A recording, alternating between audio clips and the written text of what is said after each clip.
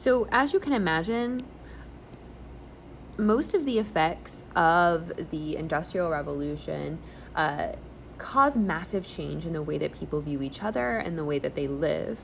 And so there has to be some kind of response to the issues caused by industrialization, because I didn't even talk about pollution, but pollution is a major component as well that people are going to start talking about. So how do people respond to the issues caused by industrialization? So one of the first ones that we see happen is we see a lot of political reforms and labor unions. So let's talk about political reforms at first. So you probably in American history learned about a book called The Jungle by Upton Sinclair, which talks about how the meatpacking industry in Chicago is absolutely disgusting and it's making a lot of people sick. So things like that are going to lead to political reforms.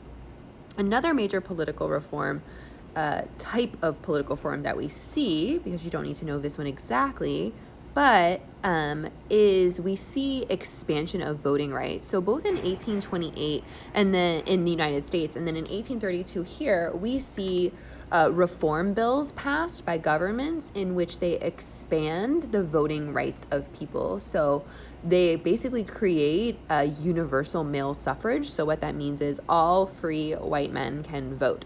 That happens in both the United Kingdom, in Great Britain, and in the United States in this time period.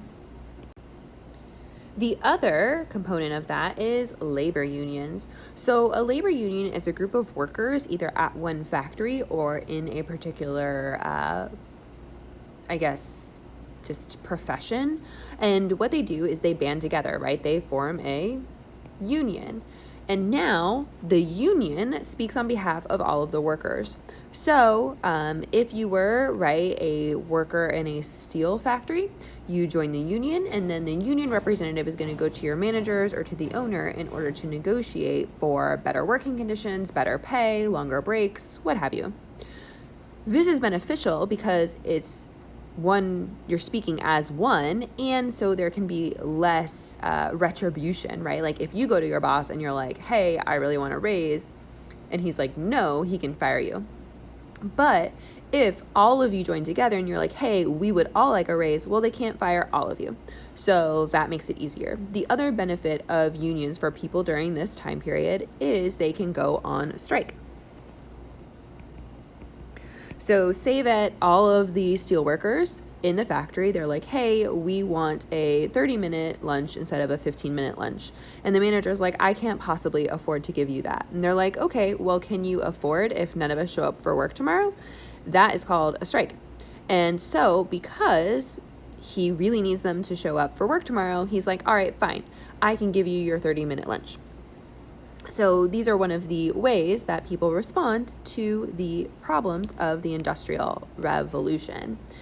Another way, this one's a little bit more philosophical, is called utilitarianism. So utilitarianism is created by two philosophers and economists. So one, he's named Jeremy Bentham, and then the other, is John Stuart Mill. John Stuart Mill's dad was friends with Jeremy Bentham, so like they knew each other. But anyway, so and the way utilitarianism works is it's this idea of like the greatest good for greatest number.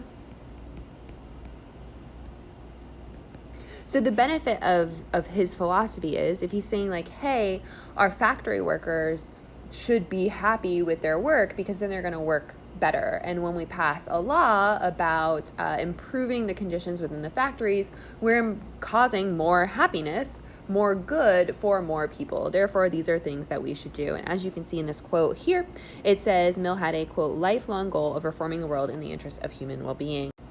Next up are two systems that are often put in opposition to each other. So the first one we're going to talk about is Marxism. So Marxism is founded by a guy named Karl Marx.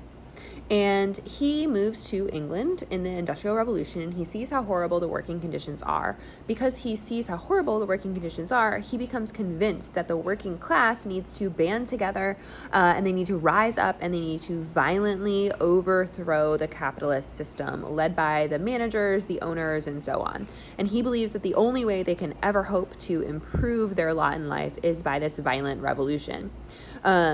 So as you can see kind of in this definition, that's what he's arguing for. He's arguing for this revolution. This revolution doesn't really happen the way that he envisions it. The other one that we're going to talk about is capitalism. So capitalism is really founded by this guy named Adam Smith. And Adam Smith in 1776 publishes a book called The Wealth of Nations. And here is kind of the major idea behind it, that if you leave economic actors, so owners, consumers, factory workers, whoever, to their own self-interest, if everyone is pursuing their own self-interest, then it ends up being the best for everyone. So for example, if my factory is in really bad condition and nobody wants to work there, well, then I'm not going to be able to find workers, I'm not going to be able to sell my products, and therefore I'm not going to make any money. So it's in my best interest to improve the conditions in my factory, that way I attract better workers. So that was one way that they felt they could fix the problems of the Industrial Revolution, that would all kind of work itself out. So those are the major responses to the issues caused by industrialization that we're going to talk about in class, and I hope that you enjoyed this.